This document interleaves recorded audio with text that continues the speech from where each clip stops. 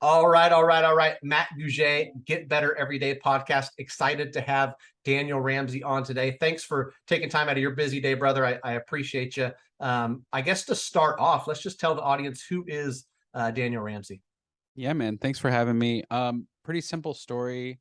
I grew up in a trailer park and saw business as my opportunity to get out and actually build a life of wealth.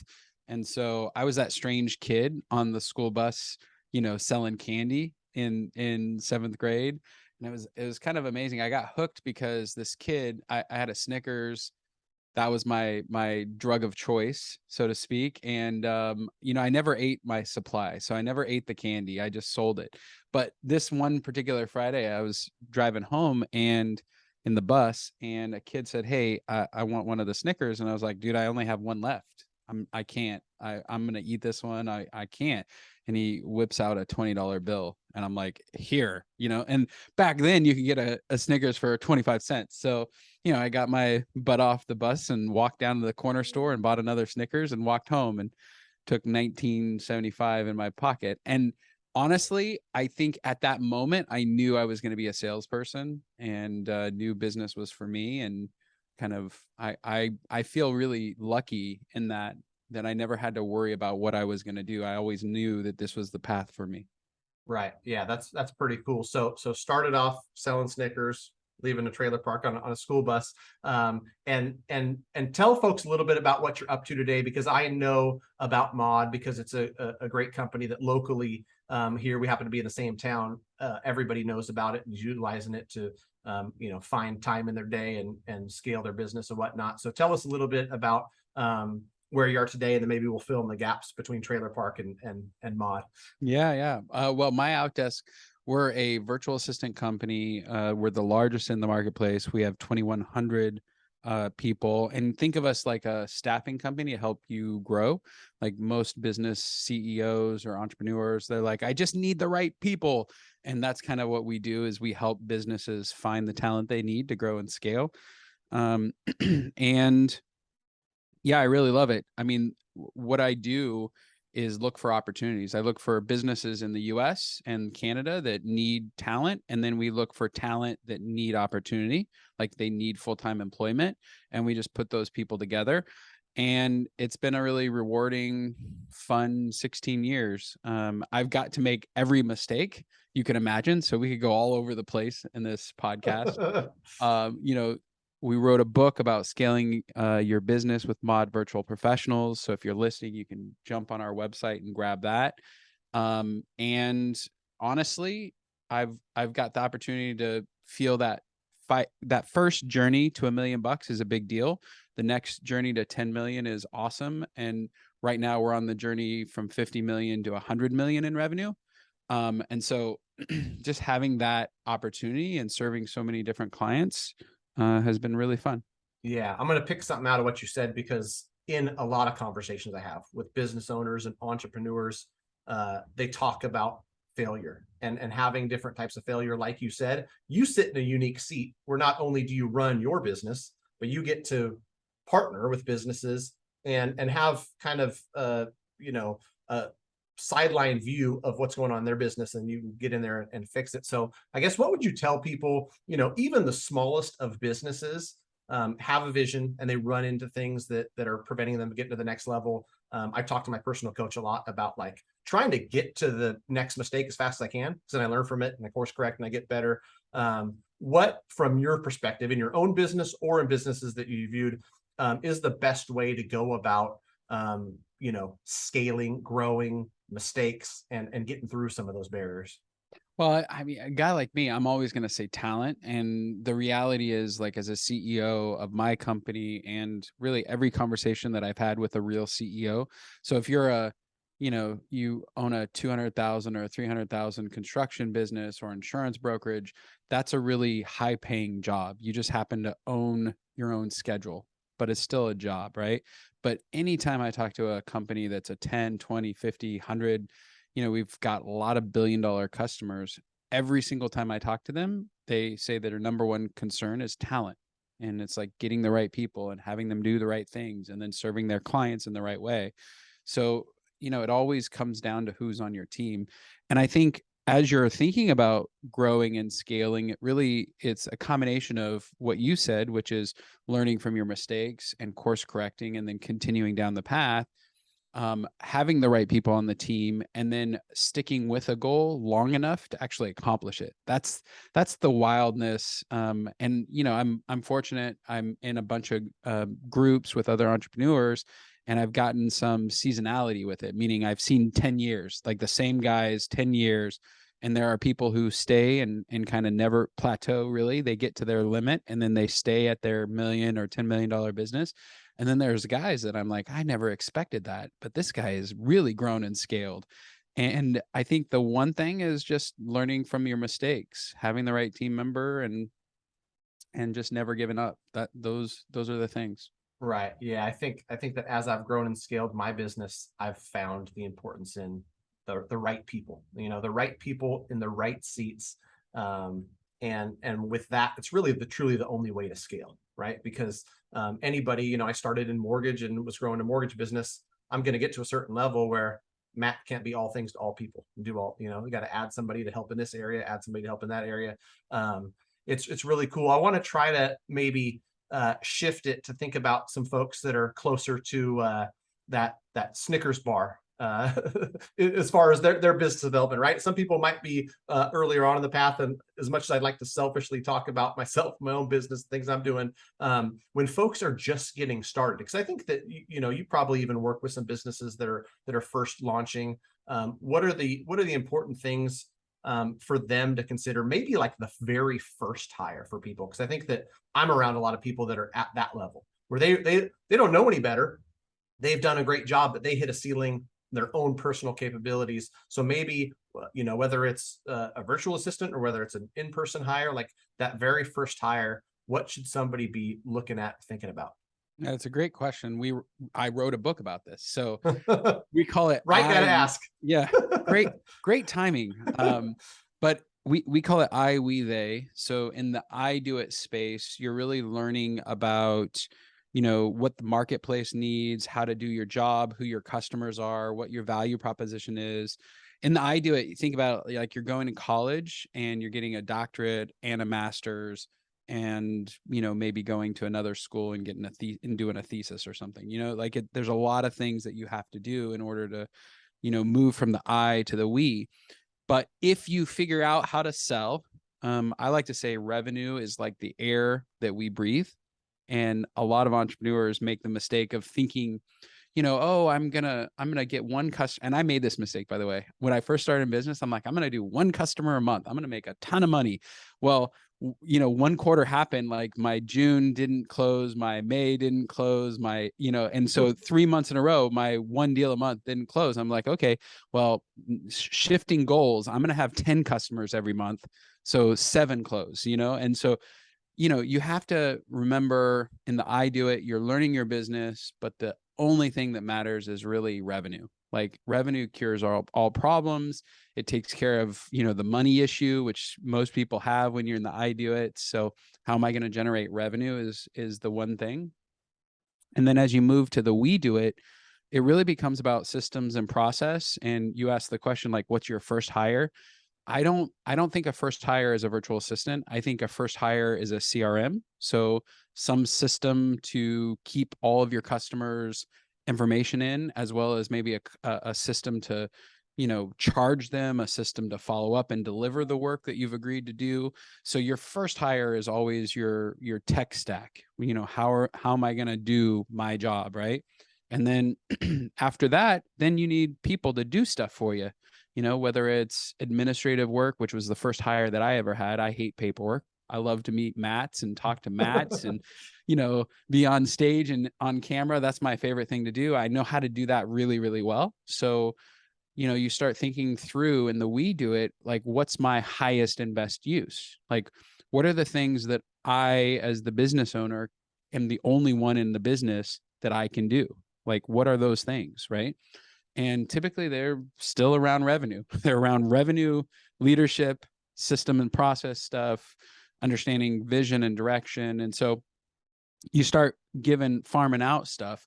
But the mistake that people do in this, and this is a really big mistake, I say 90% of all entrepreneurs, fail. They'll create the checklist, they'll put together the SOP, and then they never train properly, or they don't show the person how to do the job, right? Like they're like, I'm really busy, so you just handle it. And then they don't know what to do because they've never done it before, Right. Yeah. and then the conversation is like, well, I have my assistant's okay, or he or she isn't, stepping up, or whatever the conversation is. And as a leader who knows and train thousands of people, you can kind of almost smell that. It's like commission breath, for a used car salesman, you can kind of smell them, right? It's leader breath, right? Blaming the person versus the, accepting responsibility. So in the we do it's, you're doing a lot of growth. It's the most painful piece of growing a business is the we do it. Because to your point, the whole point of this podcast, there's a lot of self-reflection and growth that has to happen. Yeah. And that one really resonates with me. I feel like I'm pretty self-aware. So I'll dig in selfishly here. For somebody who's done a lot of the business and have specific skill sets around, people like and trust me. I've got the knowledge. I've got, quote unquote sales skills because, I don't have any problems talking to folks. I realized probably in year 5 or 6 that as I started to grow, I didn't have all the leadership skills it took, specifically to your point, on showing somebody exactly what you're looking for, right? Because it's more than just as a leader saying like, there's point B, we're at point A, let's go there, and then hope that they get there, right? And I've had plenty of failures around that where I reflect and I look back and go, you know what? The person was unsuccessful because I didn't set him up for success. If I would have helped build the roadmap, if I would have helped do that. So I guess what would your advice be to me specifically, right? As a leader who's trying to put all the right people in the right seats, prepare people for success. How do you do that? Especially like most folks, if they're wearing multiple hats, if they're doing multiple things, the busy excuse can get in your head, at least if it's not in your way. So how do you slow down to put the things in place so that you can scale? Yeah, I love this. I lost $1 million. So I'm going to give you guys, and this might be a soundbite that you cut out, right? I lost $1 million. Congratulations, Daniel. Way to be dumb. So I didn't understand marketing at a high level when we were in the $20 million range. And at that time, I think we had like 700-800 people in total in the entire company. And so I hired a guy and I went through an interview process. And in the interview process, he's like, oh yeah, I know Paid, I know Marketo, which is our marketing platform. I know how to use these systems and I know how to tie them in with paid advertisement and social media. And I was like, wow, we are the luckiest company ever. I've got a guy who knows how to do that. I don't know how to do that. And so I think the challenge that you have is you read all these business books and they say, and they give this great advice. It's not the who, or it's not the how, but it's the who. And I think that's fantastic. But what they're leaving out in a big asterisk is you need to be able to lead somebody in their day to day and know what the outcome looks like and really what the path looks like. And then some, targets along the way. You've got to have a very hashed out plan for somebody. And I think there's 2 big mistakes that people make, especially us entrepreneurs, because we're crazy. Number one, I'm really busy, so I don't need to learn that. I'll just find somebody who can do it and pay them money and it'll all work out in the end. That just scares me. It's a recipe for failure. And then 2, they have never done it themselves. And so they don't understand how it works and they don't even understand the hard work. They can think about it, conceptualize the ideas of what it would have to happen, but because they don't have lived experience, by the way, we call that wisdom, like they've never lived that experience. They don't really know that experience. So, you can't, drive down a road and never have driven a car and expect to get to the other side. And that's what entrepreneurs constantly do. I heard this podcast, this guy, Matt, talking about it, and I'm going to go do it too, but that's just simply a mistake. So in the we do it's, the best thing to do is all of the stuff that you know how to do, all of the stuff that you have KPIs for, measurable like targets, everything that you already have documented or can easily put into a system and process. What you'd want to do is give that stuff away because it's not your highest and best work, right? It's not the work that really will move the needle. Ask yourself that question, like, what's my highest and best use? What's the stuff that only I can do? And then everything else get off your plate. And that's when hiring a virtual assistant or other team members really can, make a difference because you have a measurable number. I'll give you an example. Great salespeople are worth about $500 an hour. And if you think through like, okay, well, if my time is worth $500 an hour, anything below that I can put into a system and process and then delegate down to somebody else, I should, so I can focus on prospecting or meeting customers or driving revenue for my business.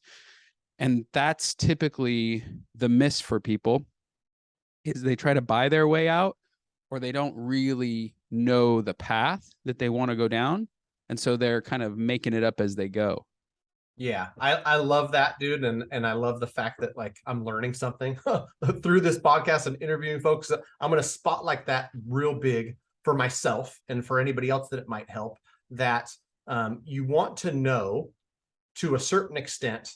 And I've heard this too, where people say you're going to hire somebody to do something better than you can do it, right? So you might hire somebody who's better than you at marketing specific, but you at least have a working knowledge of what they're doing, what the goal is. And I recently talked to a coach about, somebody I'm onboarding, and not only being able to clearly lay out their path, but have 30, 60, 90-day measurables to know if they're walking down that path, right? And this is something that literally like 2 years ago, I didn't have these skills. And so I know that hopefully this reaches somebody and helps somebody where, you have to hire people to help you build and grow. But you also have to do it strategically. You have to have an idea of like, okay, I know how to measure if this marketing person is doing the right things and they're effective, and putting things in place where they've got the path. Along that path, they can execute it better than you could. And like you said, if you're a $500 an hour salesperson, they're executing it and you're ideally paying them less than $500 an hour to do it. In your case, it cost $1 million, but I want to finish up that story. What okay. happened was the person who lied in the interview a year later, we're sitting down and we have a leadership team, and this person was part of our leadership team. He in that conversation said, I'm not really good at paid. We might want to hire an outsourced company to handle all of our paid advertising.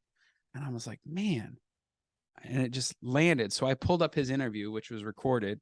And then I went to the section where he said he was an expert and he had multiple years and ran millions of dollars of campaigns.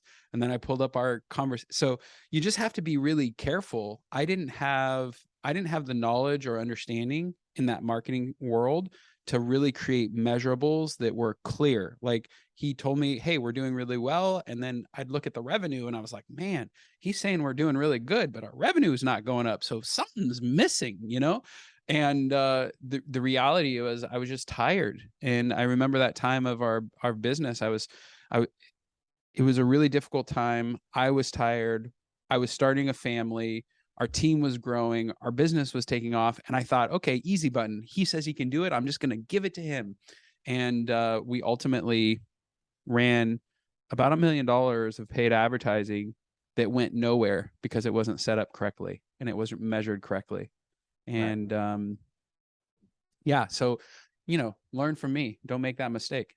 Yeah, I think that's great. And I think that's something that, today is really cool about being an entrepreneur, no matter what space you're in, is you get to look at, hear from, learn from anybody who's come in front of you and made mistakes and try to avoid those. I always enjoy it when somebody reaches out to me, because when I was starting off in mortgage, I reached out to somebody who was doing 4 times as much business as me. And then I 4X my business. And I looked to somebody who was doing 4X of that. And there's always somebody who's seen it, done it, and you can learn from them.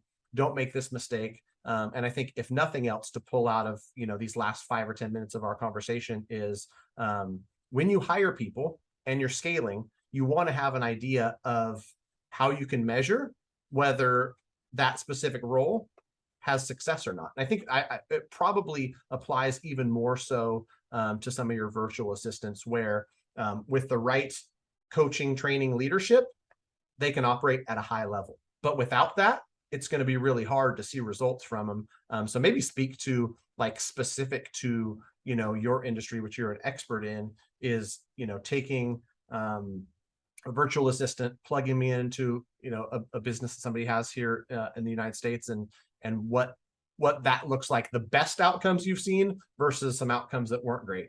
Yeah, no, I mean, it all goes back to leadership. And at the beginning, we talked about I, we, they. As you make the transitions from I's and we's, those transitions are painful. And the we to they is probably the most painful one. And that's really where you're setting vision for your company. You're hiring leaders, and you're stepping out of production. And that stepping out of production and letting the business continue to grow, that's a massive transformation. It's a massive transformation, because in the we do it, you get to do the work with your people, meaning you're in the trenches with them. It's like if you're a contractor, you're swinging nails and you're out there building the thing. So you're watching it as you go up. In the they, what has to happen is you've got to create systems and processes. You've got to create checks and balances within your business. You have to manage the downside and the upside of the business. And that is, you cross $1 million in revenue, right? So once you move to the they do it, you're typically doing $2 to $5 million in revenue, which is a huge deal. But to your other question, like how would you use a virtual assistant as you're growing and scaling a business? I mean, my experience, I use them for every aspect. Customer service, administrative work. Like I hate paperwork. I'm not a paperwork guy. Project management, marketing, sales. I mean, they are capable folks. And I think the better question, and the question that I train our customers, is, hey, what do you need in your business right now to double? This is my favorite question to ask entrepreneurs. Like if I held a gun to your head right now, Matt, and said, hey, if you don't double in 12 to 24 months, I'm going to pull the trigger. What would you need to start doing? What would you need to stop doing? And who do you need on your team right now in order to double or even triple your business? And then I pause. And if you're listening right now, pause this and write down, what do you need to start doing? What do you need to stop doing? And who do you need on your team? Because it's totally possible in the next 12 months for you to double your business. Like I've seen it. And when I say I've seen it, I've served, I think we're crossing 9,000 customers over 16 years, 9,000 people. So I've seen lots of businesses double consistently year over year over year. And they just simply go through this exercise of really analyzing self. Like, what are my strengths? What are my weaknesses? What does the business need? If you ask me one identifier to CEOs who scale and really do really well in business, it's that ability to self-reflect, course correct, learn new things, and continue to grow their business year over year. I love it. I love all that stuff. Yeah, I think that, like, this whole thing lands with me because it's been, constant growth from, single loan officer to a couple team members to lead and full transparency. I'm moving into the they, where, trying to build the self-sustaining team that is going to grow in my absence, while I'm out doing other stuff that's going to help propel the business, but I'm not actively involved in the day-to-day operations. So I like to use the analogy with folks too, that like if somebody comes as a client to Wendy's and they get great service and a great hot meal that's delicious and they leave satisfied, they don't have to meet Dave Thomas to have a good experience, right? And so the same thing goes to people like, how the heck are you gonna, do business with Matt, the mortgage guy? You never talk to Matt. Well, you don't have to talk to Dave. It can still be, to the Wendy's standard, it could be the Matt, the mortgage guy standard on like what service they're going to expect. And so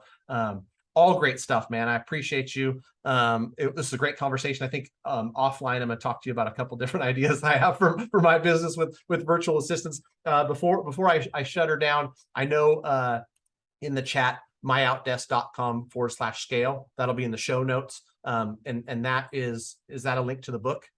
Yeah, it's a link to our website and also our book. So the important thing is everything that we're talking about today is in the book. I, we, they, there's 6 stages to grow a multi-million-dollar business, and we outline them as well as what you have to do in each of those stages. Like I'm thinking of Matt, right? I'm like, okay, if you're moving to the they, the most important thing you can do is set vision right now. And like a vision that somebody will jump onto and their entire life's purpose is wrapped up in the company. And that's the only way moving to the they works. I have this friend, she's a local gal, and I asked her, "Hey, what's your core values of your company and what's your mission and tell me about your people and blah, blah, blah." And they're like, "Oh, we're all just money hungry." I'm like, "What are you talking about? What do you mean you're all money hungry?" She goes, "Yeah, we all want to make a lot of money together, and we're all really interested in doing that." And I'm like, "Okay, that's great. So my guess is you have a bad turnover rate." She goes, "How'd you know?" I'm like, well, when money is the goal, like you can't ask your employees to help you have them help you become rich, right? That's kind of it's just a weird thing. So you got to set great purpose and great vision, and that's how you win in the they do it space is through people and creating great vision. The other thing that I'd say about the book, which I really like, is we have a lot of systems around launching virtual assistants, like how to train, what their first day should be, the communication platforms, the common mistakes. I mean, oh my goodness, some of the crazy things that we've seen. We've seen some really crazy things. One story is that I always love to tell is one of our virtual assistants was pregnant. She started having contractions. She wanted to stay and finish the day out for her customer. And so she jumps in a cab and she has her first baby in a cab on the way to the hospital. And like clients like, "Get out of here. What are you doing? Go to the hospital." And she's like, "I just have this one thing to finish." And so it's just so cool to see the dedication of our virtual assistants and to see the impact that makes on our customers and to see those two things like line up. It's fantastic. Right. Yeah, that's a huge win-win. All right. Well, I'm sure we're going to continue the conversation offline. I got a bunch of stuff to talk to you about, but appreciate having you on, man. And thanks for your time today. Bunch of gold nuggets in here. Thanks, brother. Yeah, my pleasure.